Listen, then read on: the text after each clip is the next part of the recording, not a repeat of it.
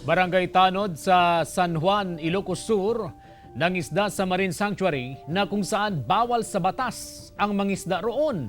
Pero ayon sa Barangay Tanod, binigyan siya ng permiso ng Barangay Chairman. May exclusive report sa Ivy Hernando.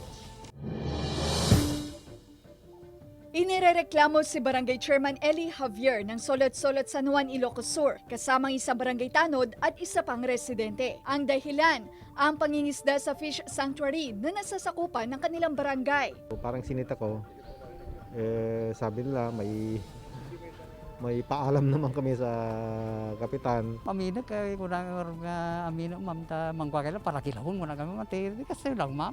Matul ka nga basol ko. Tamo nga sanctuary niya mo napanunutin. Nabaon kami mo lang ako kalat.